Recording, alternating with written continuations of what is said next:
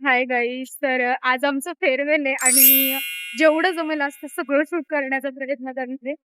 कारण आज शेवटचा दिवस आहे. जेवढे मेमरी मला बनवता येतील तेवढे सगळे बनवणार आहे. काही आवरून झाले. फक्त साडी नेसून झालीये. केस आवरायची आहे. त्याच्यानंतर मेकअप सगळं सगळं सगळं राहिलेलं. काहीच झालेलं नाहीये. आणि फ्रेंड्स पण येत आहेत. म्हणजे आमची अख्खी बॅच आज असणार आहे.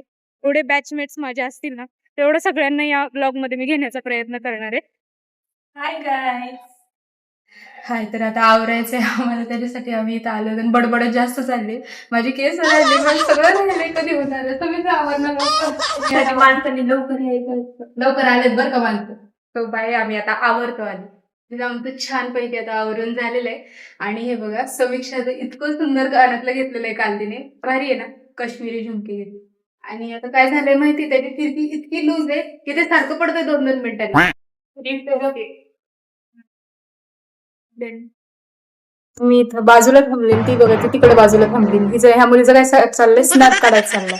आणि त्यामुळे आम्हाला बाजूला थांबवलं. स्नॅप मोस्ट इम्पॉर्टंट आहे, ते पण असं रेडी झालं. तिला तिच्या स्नॅप मध्ये फक्त ती एकटी हवी होती. मग मी इकडे थांबले, ती तिकडे थांबली आणि मध्ये आरसा.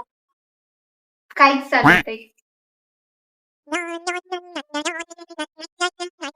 सगळे साड्या घालून आले आणि आमच्या क्लासमध्ये माहितीये दोघी जणी ती आयलाइनर लावतीये सध्या. आणि आता आमची बडबड थांबवून आम्ही एकदाचे भरपूर फोटो काढले आणि गेलो हॉलमध्ये फेअरवेल अटेंड करायला.